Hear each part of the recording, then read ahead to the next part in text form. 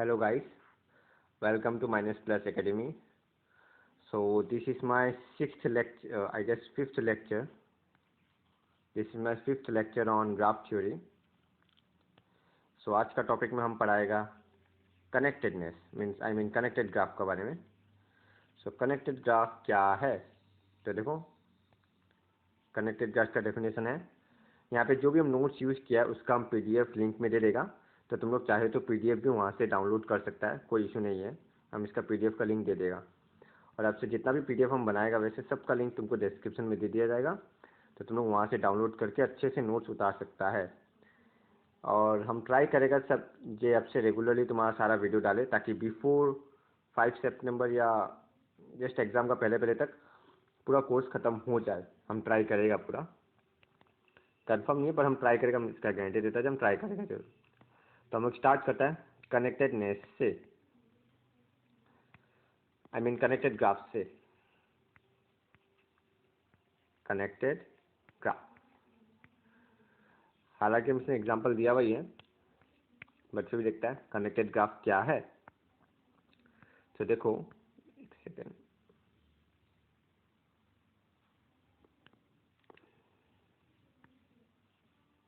Best है. So what is connected graph? So a graph G is said to be connected if there is at least one path between every pair of vertices in G. Otherwise G is disconnected. Meaning ये है J like हम बता रहे हैं, एक graph कब connected होगा? जब ग्राफ का किसी भी दो पॉइंट का बीच में पाथ एग्जिस्ट करेगा. फॉर एग्जांपल जैसे इसमें हम एक लिया, जैसे कि इसमें एक लिया, देख सकता है इसमें क्या लिया हम,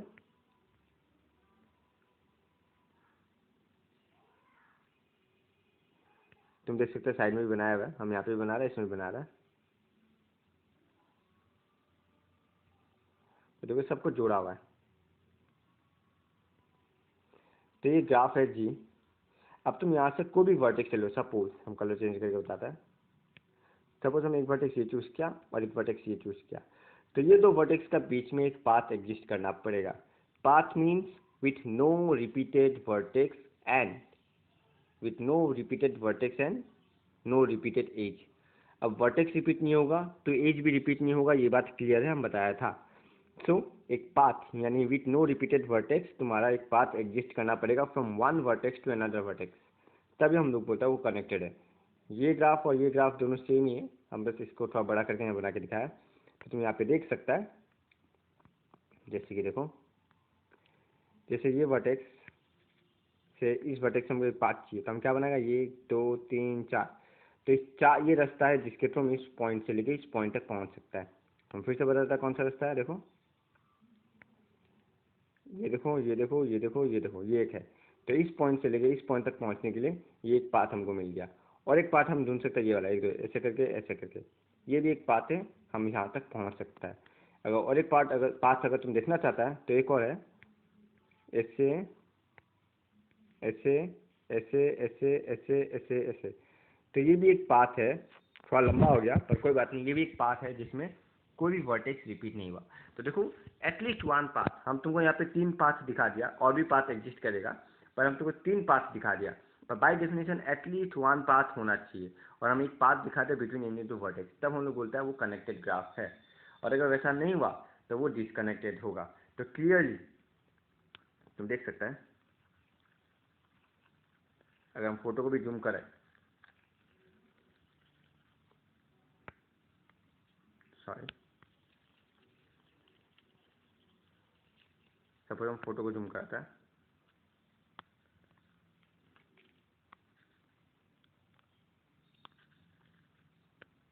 तो यहाँ पे तुम लोग देख सकते हैं, देखो. सो कनेक्टेड होने के लिए तो एक पाथ होना पड़ेगा, ये हम दिखाई दिया ऑलरेडी. कनेक्टेड होने के लिए ये सेकंड पाथ है, फिर ऐसे करके कुछ भी निकाल सकता है. पर अगर डिसकनेक्टेड है तो ऐसा होना पड़ेगा, मतलब ये दोनों ग्राफ को अलग अलग होना पड़ेगा. ये दो graph as a combination of two graph है, ये ग्राफ है ये ग्राफ है, और ये दोनों को मिला के भी एक ग्राफ बनता है. पर तुम देख सकता है इसमें सपोज इस वर्टेक्स का नाम हम V1 देता है और इसका नाम V2 दे सकता है। तो देखो अगर हम अच्छे से देखेगा तो ये ग्राफ का एक वर्टेक्स V1 है और ये ग्राफ का एक वर्टेक्स है V2। तो V1 और V2 का बीच में कोई पाथ नहीं है, मतलब V1 और V2 का बीच में कोई भी पाथ नहीं है। पाथ नहीं मतलब एज ही नहीं है, तो पाथ बनने का सवाल ही नहीं होता।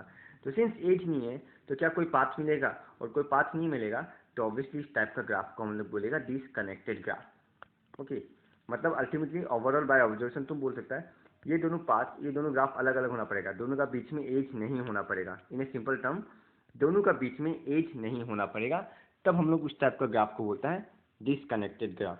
क्लियर है? कनेक्टेड ग्राफ होने के लिए पाथ एग्जिस्ट करना पड़ेगा, और अगर बाई चांस वो डिसकनेक्टेड होता है मतलब ये दो सब ग्राफ में डिवाइड होगा। तो सब ग्राफ मतलब इसको बोलता है कॉम्पोनेंट्स, इस टाइप का चीज को बोलता है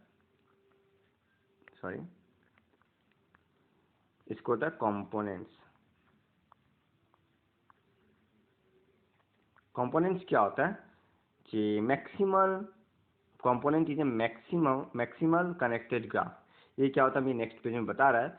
तो जस्ट सिंपल इस पेज के लिए समझो, कनेक्टेड वो होता है जहाँ पे किसी भी दो पॉइंट का बीच में एक पाथ एग्जिस्ट करता है, और डिसकनेक्टेड क्या होता है जो जी अल्टीमेटली हमको दो वर्टेक्स ऐसा मिलेगा जिसका बीच में पाथ नहीं है। पाथ नहीं मतलब एज भी नहीं है, वैसा होगा तो हमको ऐसा वर्टेक्स मिलेगा ही मिलेगा। ओके, सो एक और बात बता देता है, अच्छा वो थ्योरम में आएगा तब बताता है। नेक्स्ट पेज जाता हम लोग।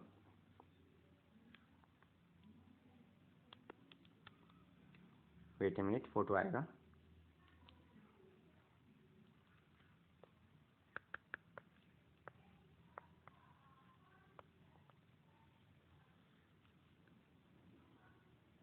फोटो था, जूम के कारण नहीं शो कर रहा था। अच्छा, तो नेक्स्ट टॉपिक आता है कंपोनेंट्स। तो कंपोनेंट्स क्या होता है, maximal connected subgraph of G is called component of G. तो कंपोनेंट तभी होगा जब जी डिसकनेक्टेड होगा। फॉर एग्जांपल अभी भी पीछे वाला मैं बताया था, ये ग्राफ, ये कॉम्बिनेशन ऑफ ग्राफ लेता है,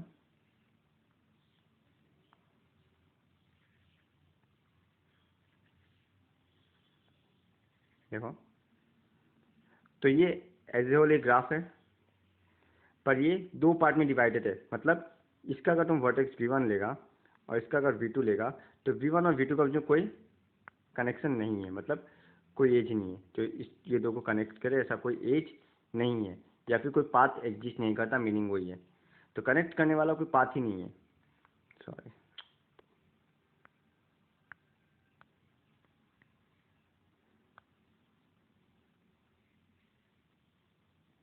ओके, तो कनेक्ट करने वाला कोई पाथ ही नहीं है। तो ये जो दो अलग अलग ग्राफ फॉर्म होता है इसको हम लोग बोलते हैं components of G, components of G. और इसको मैक्सिमल कनेक्टेड इसलिए बोलता है, देखो मैक्सिमल कनेक्टेड मीन्स सपोज, अगर हम जूम भी करते हैं,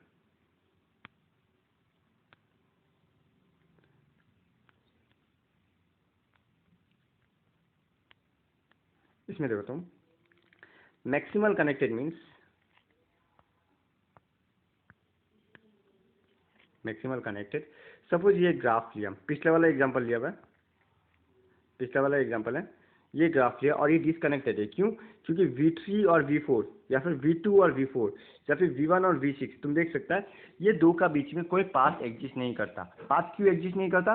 क्योंकि दो का बीच में कोई एज है ही नहीं, इसलिए तुम बोल सकता है ये दो का बीच में कोई पाथ एग्जिस्ट नहीं करता, क्योंकि दोनों का बीच में कोई एज ही नहीं है। तो ये डिसकनेक्टेड ग्राफ है, ये एक डिसकनेक्टेड ग्राफ है।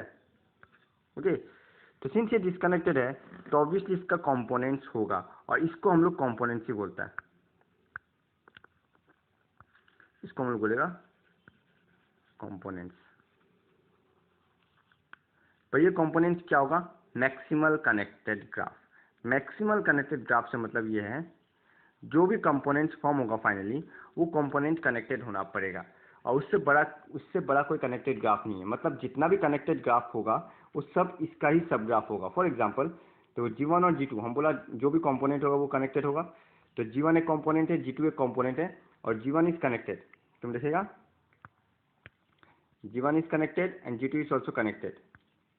और G1 में जितना भी कनेक्टेड ग्राफ होगा वो सब G1 का सब ग्राफ होगा। देखो V1 V3 V2, V1 V3 V2 को लेकर एक हम सब ग्राफ बनाया, वो सब ग्राफ G1 का सब ग्राफ है, ग्राफ बनाया वो G1 का सब ग्राफ है और वो भी कनेक्टेड है।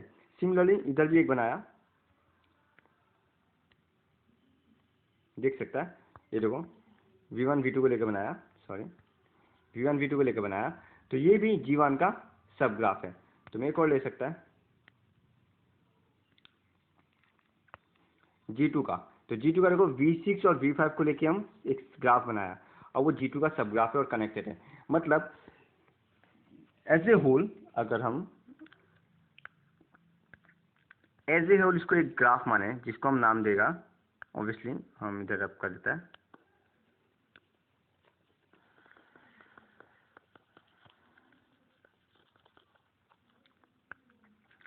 इसको हम इसको अगर एज ए होल हम G मानेगा, ये पूरा का पूरा को, तो ऑब्वियसली इसका दो कंपोनेंट है, क्या, G1 एंड G2, और दोनों का दोनों कनेक्टेड है। पर ये मैक्सिमल कनेक्टेड इसलिए है बिकॉज G1 से कोई भी बड़ा कनेक्टेड ग्राफ उसको नहीं मिलेगा और G2 से भी बड़ा कनेक्टेड ग्राफ नहीं मिलेगा। क्यों? क्योंकि G1 और G2 से बड़ा ये दोनों का कॉम्बिनेशन ही है, जो कि खुद G है और G डिसकनेक्टेड है। मतलब अगर G का सब ग्राफ में कोई कनेक्टेड ग्राफ मिलेगा तो वो पहला कनेक्टेड ग्राफ होगा G1 एंड G2, उसके बाद सारा का सारा उसका सब ग्राफ होगा। इसलिए हम लोग G1 और G2 को मैक्सिमल कनेक्टेड ग्राफ बोलता है। देखो सारा सब ग्राफ है, ये सारा का सारा ग्राफ, सब ग्राफ, तुम जितना भी सब ग्राफ लेगा G का, सारा का सारा कनेक्टेड होगा, पर वो भी G1 और G2 का सब ग्राफ ही होना पड़ेगा। इसलिए G1 को मैक्सिमल कनेक्टेड या G2 को भी मैक्सिमल कनेक्टेड, यानी हर एक कंपोनेंट को मैक्सिमल कनेक्टेड बोलता है। तो इन एन ओवरऑल हम बोल सकता है कि wait,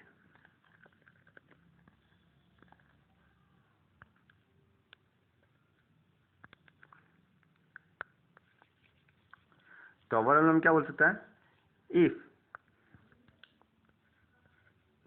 G is not connected, then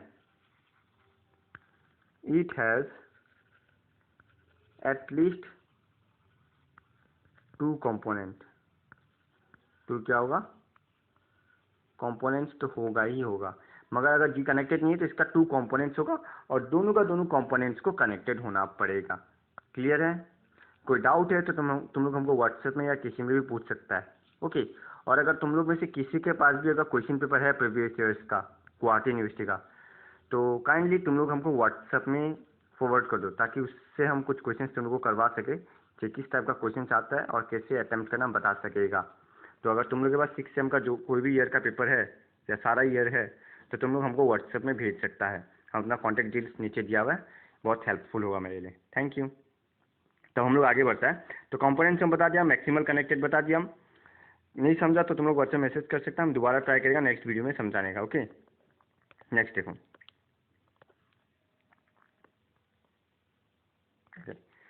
next आता हम लोग थ्योरम पे। देखो थ्योरम में क्या बोला कि a graph G is disconnected if and only if its vertex V can be partitioned into two non-empty disjoint subsets V1 and V2 such that there exists no edge। बात वही बोल रहा है, मतलब ये है,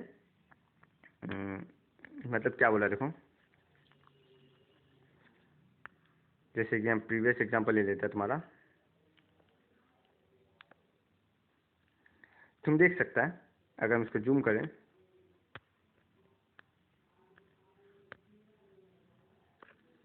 अगर हम इसको जूम करें और तो सिर्फ ये वाला पार्ट को लो,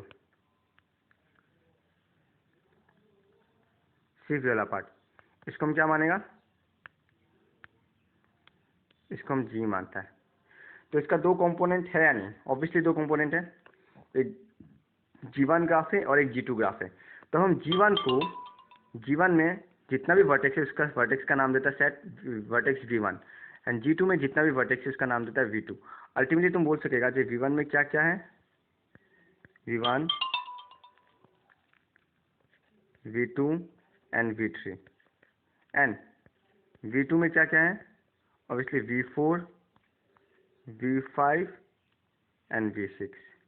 समझ में आ रहा है हम क्या बोला? देखो हम डिवाइड कर देता है। तो मीनिंग ये है जो G1 और G2 दो ग्राफ डिवाइड होगा, G1 का अपना सेट ऑफ वर्टेक्स होगा तो उसको हम नाम दे दिया कैपिटल V1 और उसका सेट ऑफ वर्टेक्स क्या है V1 V2 V3। Similarly G2 का अपना सेट ऑफ वर्टेक्स होगा, उसको हम नाम देता है V2, तो उसका एक अपना होगा जैसे V2 equal to V4 V5 V6, तो V4 V5 V6 अपना एक सेट ऑफ वर्टेक्स हुआ। तो तुम देख सकता है G1 अपना सेट ऑफ वर्टेक्स फॉर्म किया, G2 अपना सेट ऑफ वर्टेक्स फॉर्म किया और दोनों का दोनों वर्टेक्स डिसजॉइंट है। डिसजॉइंट है मतलब दोनों वर्टेक्स सेट का बीच में कोई कॉमन नहीं है। तुम देख सकता है दोनों वर्टेक्स सेट का बीच में कोई कॉमन नहीं है। V1 में V1 V2 V3 है और V2 में V4 V5 V6 है और दो कोई कॉमन नहीं है मतलब ये दोनों का बीच में एज भी कॉमन नहीं होगा। मतलब इस वर्टेक्स से लेके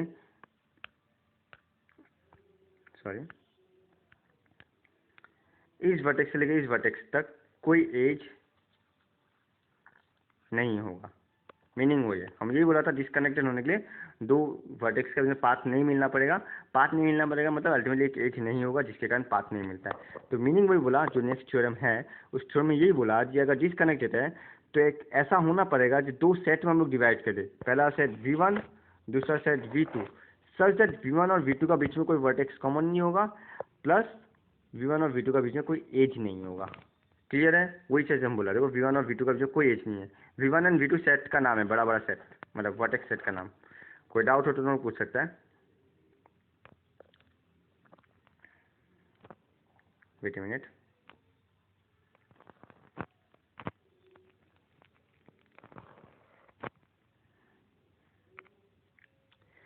तो इसमें देखो क्या बोला, A graph G is disconnected if and only if its vertex V can be partitioned into the two non-empty set disjoint set। तो V क्या था? G का। V1 क्या था? G1 का। एंड V2 किसका था? G2 का था। तो तुम देखो G को हम लोग G1 और G2 टू कंपोनेंट्स में डिवाइड किया था और V1 G का था, V2 G का था, तो दोनों में कोई भी वर्टेक्स कॉमन नहीं था और दोनों वर्टेक्स का बीच में कोई एज भी नहीं था। हम दिखाया ये अभी भी प्रीवियस एग्जाम्पल में। तो ये हम लोग को प्रूफ करना है। अब प्रूफ कैसे करेगा वो देखो, यहाँ पे प्रूफ ही लिखा हुआ है। तो प्रूफ में क्या बोला है, कॉन्वर्सली इफ एंड ओनली बोला तो बोथ साइड प्रूफ करना है। तो पहले हम लोग पकड़ लेगा suppose that such a partition exist, मतलब हम पकड़ लिया जब V1 set and V2 set exist करता है सच दैट V1 में एक कलेक्शन ऑफ सेट है, suppose V1 V2 V3 and V2 में एक कलेक्शन ऑफ सेट है such that V4 V5 V6 sorry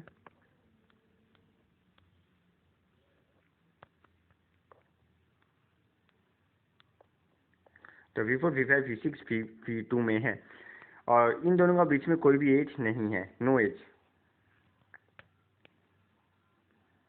इन दोनों का बीच में नो एज नहीं, ये पकड़ लिया। तो तुम देखो suppose that such a partition exist, हम पकड़ लिया जब V1 और V2 एग्जिस्ट करता है, then for A belongs to V1 and B belongs to V2, मतलब हम पकड़ लिया कि ऑब्वियसली बता रहा, जस्ट एग्जांपल ले लेके समझा रहा है। देखो एक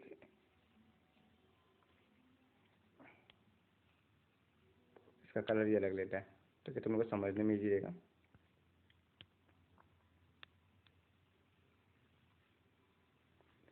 तो ये तुम्हारा हुआ G1,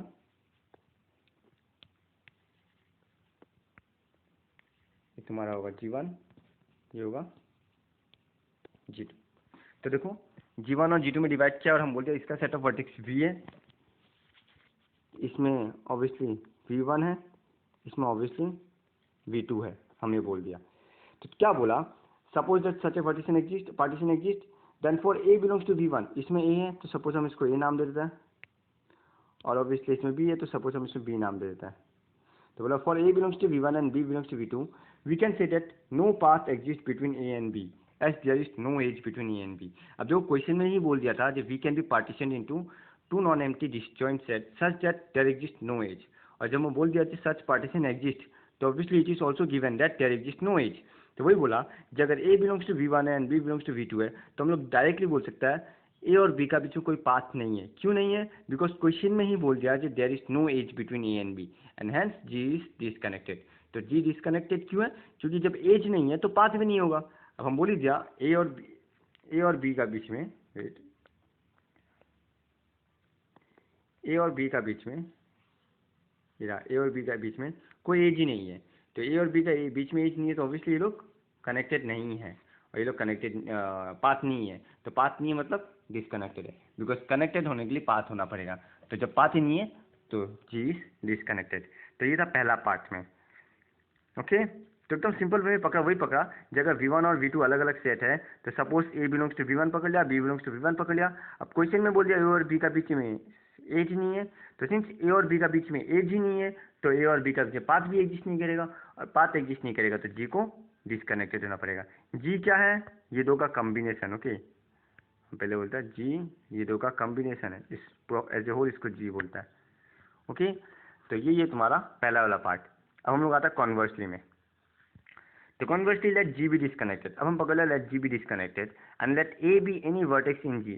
Then consider the set V1 consisting of all vertex that are joined by the path 2A. Okay, meaning ये है जे सपोज एक वर्टेक्स पकड़ लिया, G एक ग्राफ है जहाँ पे हम एक वर्टेक्स पकड़ लिया A पकड़ लिया, और हम वो सारा वर्टेक्स को ले लिया जो A से कनेक्टेड है by any means, just connected है ए से, बाय एनी मीन्स ए से कनेक्टेड है। तो वो सारा वर्टेक्स को ले लिया और इसको हम नाम दिया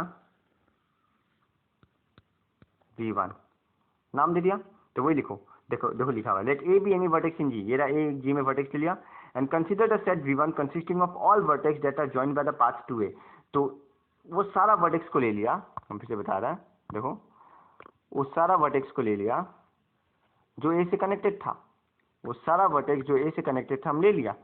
बट क्या बोला? G is disconnected. अगर G डिसकनेक्टेड है तो obviously it must have at least one vertex which is not joint to A by path. अब G अगर डिसकनेक्टेड होता है तो हम लोग को मालूम है जी एक ना एक वर्टेक्स ऐसा एग्जिस्ट करेगा जिसका भी जो पाथ नहीं है। तो हम वही बोल रहा है कि अगर G is disconnected then there must exist a vertex B which is not connected to A, obviously by path. By path means path connected नहीं है। So there must exist one vertex in G, जिसको हम नाम देते हैं B। हम example में B ले रहे हैं, बस वहाँ पे लिख दिया at least one vertex which is not joint to A by path, and we name that set of vertex B। तो वो जितना भी कलेक्शन वैसा है और भी जो वर्टेक्स होगा, हम सपोज कर दिया,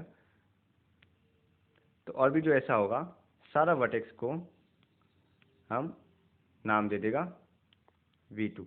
तो तुम देख सकता है, तो जैसे we name that the set of vertex V2 and hence V1 and V2 are two non empty disjoint set. तो इससे तुम V1 और V2 two non empty disjoint set बना लिया, दस द पार्टीशन इज डन।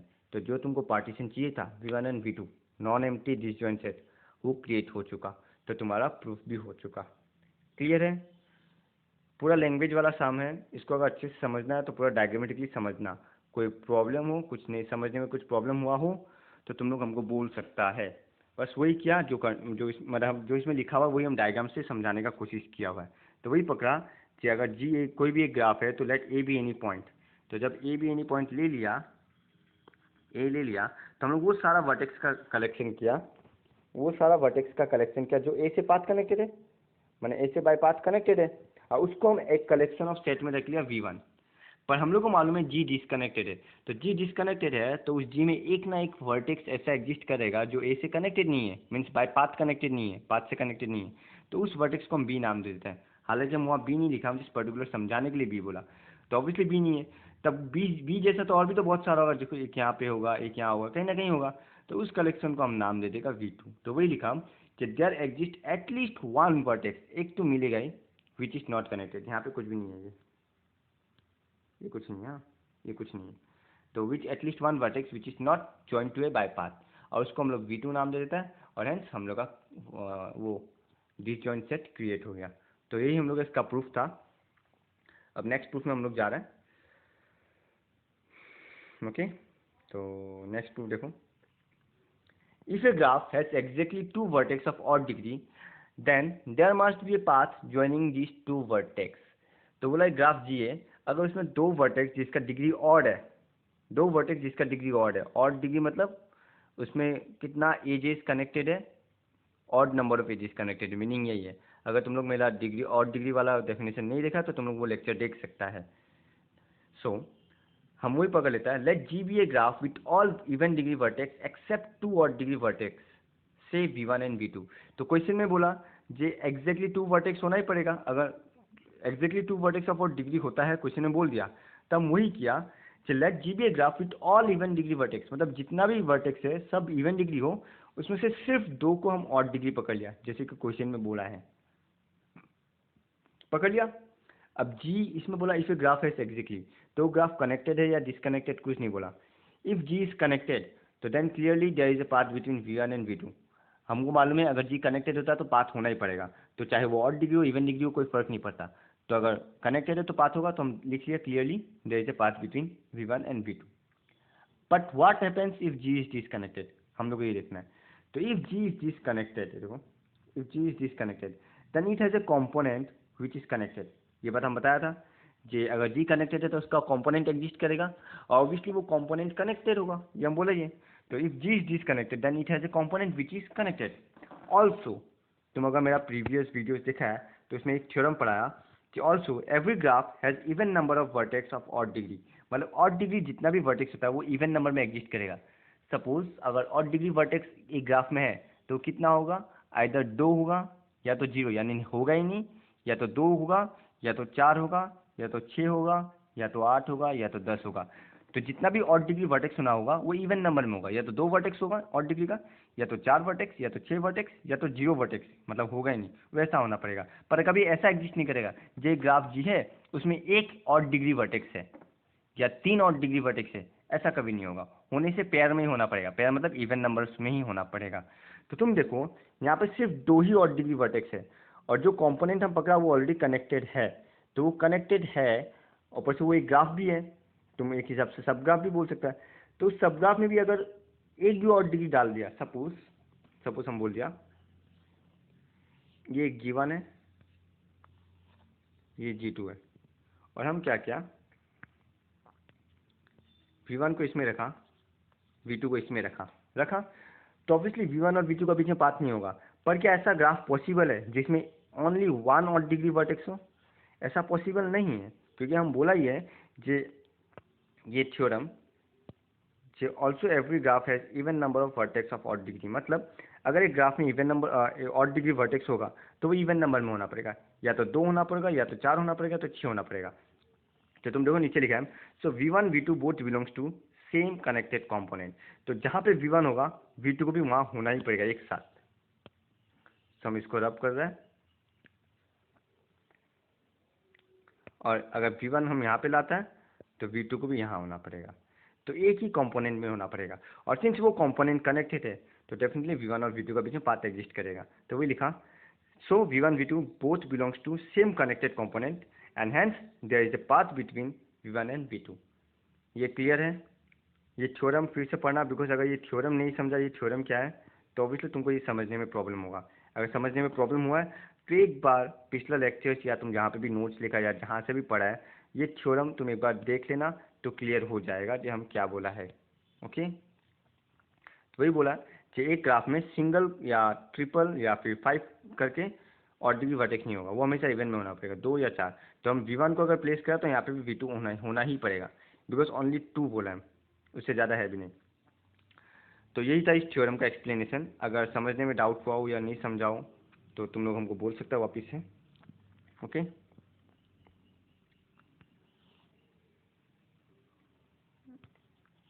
फिर से आता है, ये लास्ट थ्योरम है, देख सकता है। A simple graph with n vertex and k components can have at most n minus k plus 1 divided by 2 edges। ये थ्योरम एक्चुअली इंपॉर्टेंट भी है, ये आता है एग्जाम में, ये थ्योरम बहुत इंपॉर्टेंट है, ये आता है। तो क्या बोला, एक सिंपल ग्राफ ले लो। सिंपल ग्राफ मतलब विदाउट लूप्स नहीं होगा एंड पैरेलल एज भी नहीं होगा। ओके, तो सिंपल ग्राफ मतलब without loops and parallel edges. एक सिंपल ग्राफ अगर उसका n वर्टेक्स है, फॉर एग्जांपल हम ले लिया जे एन के कॉम्पोनेंट्स है, can have at most n minus K and n minus K plus 1 divided by 2 edges. Suppose एक ग्राफ ले लिया, जैसे कि ये ग्राफ लिया, तो तुम इसमें देख सकता है इसमें कितना कंपोनेंट्स है। ऑब्वियसली एक ये क्रिएट किया है और एक ये क्रिएट हुआ है, तो इसमें टोटल 2 कंपोनेंट्स है, तो हम के का वैल्यू 2 लिख दिया। ओके, तो के का वैल्यू 2 लिख दिया, और तुम इसे वर्टेक्स काउंट कर लो तो तुम देखिएगा टोटल वर्टेक्स कितना है 1 2 3 4 1 2 3 4 5 6 7 8 9 10 11। तो टोटल 11 वर्टेक्स अगर तुम काउंट करेगा। सॉरी, तो तुम देखो यहाँ पे 2 कंपोनेंट है और टोटल 11 वर्टेक्स है। तो maximum number of edges by formula n का जगह 11 तो 11 माइनस 2, k का जगह 2 and 11 minus 2 plus 1 divided by 2। तो तुम ये कैलकुलेट करेगा 11 माइनस 2 9, 11 माइनस 2 प्लस 1 10, तो 9 into 10 divided by 2 which will be 45। तो 45 निकलेगा ये। बट ये था मैक्सिमम नंबर ऑफ एजेस, मतलब ये बता दिया जो इस ग्राफ में मैक्सिमम नंबर ऑफ एजेस कितना हो सकता है 45, मतलब 45 से ज़्यादा नहीं होगा वो, या तो 45 या तो 45 से कम। सिमिलरली अब हम ओरिजिनल में काउंट करके देखते हैं। ओरिजिनल में काउंट करेगा तो क्या होगा देखो 1 2 3 4 5 6 7 8 9 10 11 12। तो तुम ओरिजिनली अगर काउंट करे, हम ये रब करें, तुम खुद काउंट करके देखो, तुम अगर ओरिजिनली इसको काउंट करेगा तो तुमको मिलेगा टोटल, ऑब्वियस सब आते देखो 12 मिलेगा and which is less than 45। तो लेस देन 45 हो सकता है, क्यों? क्योंकि एटमोस्ट बोला है, एटमोस्ट मतलब मैक्सिमम 45, यानी 45 से भी कम हो सकता है। तो तुम बोल सकते हो जैसे सर 14 13 15 भी हो सकता है। हो सकता है, कैसे हो सकता है देखो, हम एक एज यहाँ पे एक एज ऐड कर सकते हैं देखो, सॉरी इसका बीच में एक एज ऐड कर सकता है, इसका बीच में ऐड कर सकता है, इसमें ऐड कर सकता है, ऐसे ऐड कर सकता है। तो तुम बाई ना बाई किसी मीन्स से ऐड कर सकता है। तो तुम जितना चाहे एज ऐड कर सकता है, पर तुम जितना भी एज कर लो फाइनली तुम्हारा निकलने वाला है, अगर तुम सारा वर्टेक्स को कनेक्ट कर दिया एक्सेप्ट ये कंपोनेंट्स को, मतलब ये दो का बीच में कनेक्शन नहीं होना चाहिए क्योंकि हम कंपोनेंट्स बता दिया। तो अगर तुम सारा वर्टेक्स को कनेक्ट कर दिया ईच कंपोनेंट में तो तुम्हारा ज़्यादा से ज़्यादा 45 आएगा, उससे ज़्यादा नहीं आएगा। तो इस थ्योरम का मीनिंग यही है। तो इसका प्रूफ करने जाता है, हम लोग देखते हैं प्रूफ क्या है। ये जैसे हम एग्जांपल से समझाया, इसका प्रूफ देखते हैं नेक्स्ट पेज में। तो प्रूफ में देखो, let number of vertex in each of the pre components भी n1 n2 n3 n4 n5। Meaning ये है जैसे इसमें 2 कंपोनेंट था तो तुम देख सकता है इस कंपोनेंट में कितना वर्टेक्स है, ऑब्वियसली 1 2 3 4, तो इस कंपोनेंट में 4 वर्टेक्स है। और इस कंपोनेंट में कितना वर्टेक्स है तुम देखिएगा 1 2 3 4 5 6 7, तो 7 वर्टेक्स है। तो इस कंपोनेंट में 7 है, इस कंपोनेंट में 4 है, पर यहाँ पे सिर्फ 2 कंपोनेंट्स है इसलिए 4,7। पर सिमिलरली यहाँ पे k कंपोनेंट्स है तो हर एक कंपोनेंट्स का हम वर्टेक्स पकड़ लिया। n1 सपोज पहला कंपोनेंट में n1 वर्टेक्स है, सेकंड कंपोनेंट में n2 है, थर्ड कंपोनेंट में n3 है, वैसे हम पकड़ लिया। मेरा मीनिंग वो है हम नंबर ऑफ वर्टेक्स पकड़ लिया इन ईच कंपोनेंट। तो क्लियर सा बात है। हम फिर से पिछला पेज में जाते हैं देखो, इसमें 4 था, इसमें 4 था, इसमें 7 था, तो ये दोनों को मिला के टोटल कितना हुआ 11, और टोटल तो हम लोग का 11 ही था। तो जितना भी कंपोनेंट्स हो सबको क्लास करके अल्टीमेटली हमको टोटल नंबर ऑफ वर्टेक्स ही मिलेगा ना।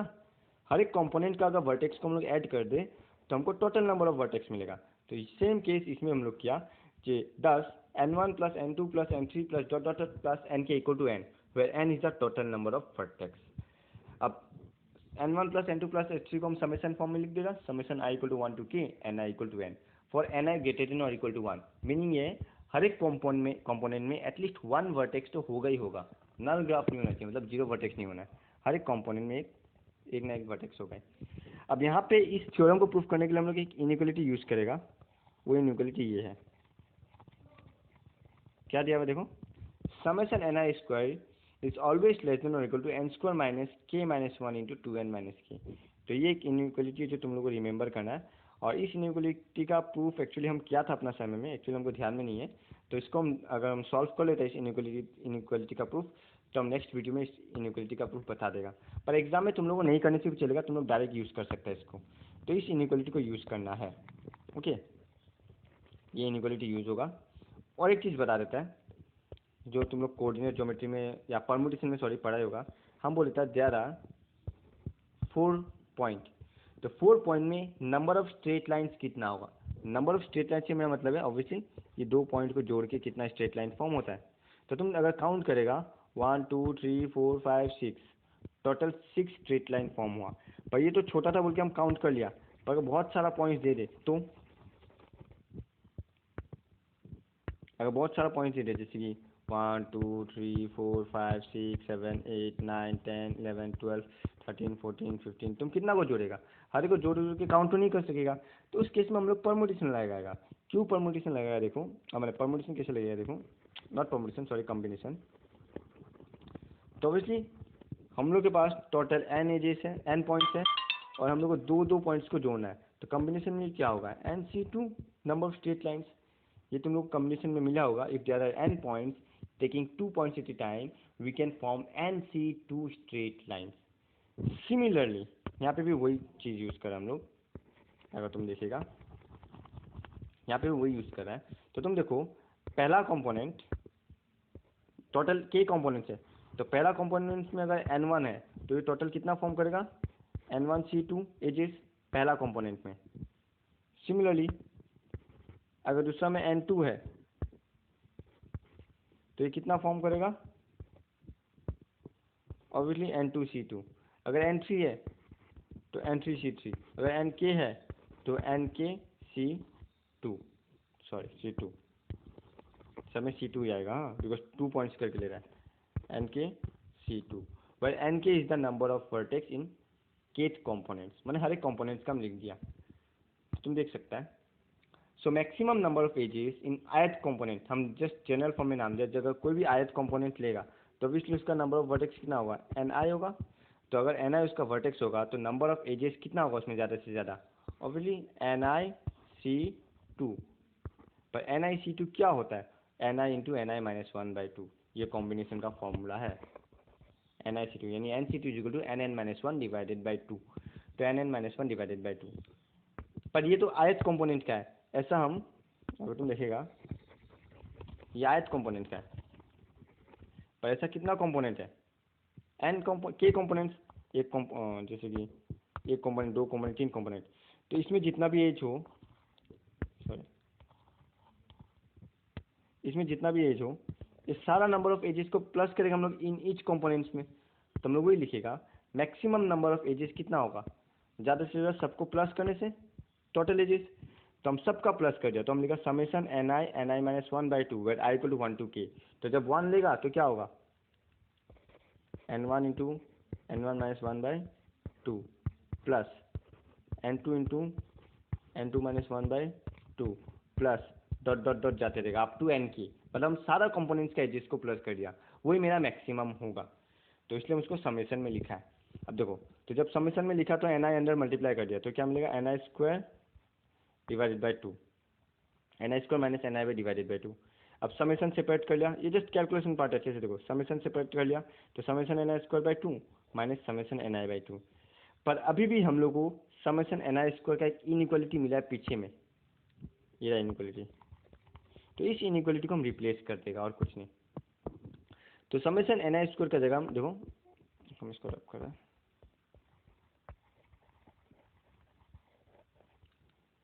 तो समेशन Ni स्क्वायर का जगह हम देखो ये इनइक्वालिटी रिप्लेस कर दिया, बाकी समेशन Ni। अब देखो ये समेशन Ni जो है ये इक्वल टू n होगा, हम पीछे लिखा है देखो, summation Ni equal to n, summation Ni equal to n हम लिखा है, तो ये इधर रिप्लेस हो गया, और समेशन Ni स्क्वायर का जगह ये रिप्लेस हो गया, तो ये बन गया half into this means n square minus k minus 1 into 2n minus k minus n/2। अब हाफ कॉमन आ गया, हम थोड़ा सा वो कर दिया, पहले मल्टीप्लाई किया हम लोग, थोड़ा डिटेल्स स्टेप में चला गया, इतना डिटेल्स नहीं लिखने से भी चलेगा। तो हम पहले क्या करते हैं, अंदर मल्टीप्लाई कर दिया, ten square minus k multiply होगा तो 2nk प्लस 2n फिर plus k square minus k, ये दो को मल्टीप्लाई कर दिया, मल्टीप्लाई करने से हमको ये मिलता है, और अलग से माइनस n/2 था। अब हम हाफ कॉमन ले लिया, तो देखो अंदर क्या बचेगा, n square minus 2nk plus 2nk plus k square minus k, अलग से माइनस n अंदर आ गया बिकॉज हम हाफ कॉमन ले लिया। अब तुम देख सकता है ये 2n माइनस n, देखो 2n माइनस n कितना होगा, प्लस n, तो बस 2n minus n plus n। इसके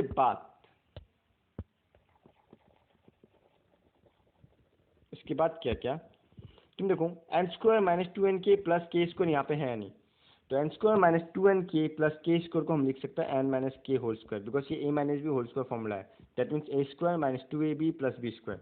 तो हम n square minus 2nk plus k square को हम लिख सकते हैं n minus k whole square, और तुम्हारा बच जाएगा क्या, ये एन और ये माइनस के बच जाएगा, तो देखो एन माइनस के रह गया। अब इन दोनों में से एन माइनस के कॉमन आ गया, तो बचेगा क्या, definitely N minus K into N minus K plus one, hence the proof. तो ये हम लोग का प्रूफ दिया हुआ है, ऐसा ही है, एकदम सिंपल है, जस्ट इनइक्वलिटी को यूज़ करके किया है। तो ये हम लोग का फॉर्मूला है, अगर मैक्सिमम नंबर ऑफ एजेस पूछें तो ये हम लोगों का आंसर होगा। क्लियर है? अगर कोई डाउट है तो तुम लोग हमको पूछ सकता है, हम हाथों हाथ रिप्लाई देने का ट्राई करेगा। और नेक्स्ट क्लास हम यूलर्स ग्राफ स्टार्ट करेगा। नेक्स्ट क्लास मतलब हम ट्राई करेंगे कल या परसों तक ही पोस्ट कर दें, और जितना जल्दी हो सके ख़त्म करें। तो तुम लोग ये देखो, कोई डाउट है तो हमको बोलो, और तुम लोग में से किसी के पास भी अगर क्वेश्चन पेपर है 6 सेम का, तो हम रिक्वेस्ट करते हैं तुम लोग हमको 6 सेम का क्वेश्चन पेपर भेज दो, ताकि हम उस फॉर्मेट में क्वेश्चन या कुछ भी करवा सकें। Okay, thank you.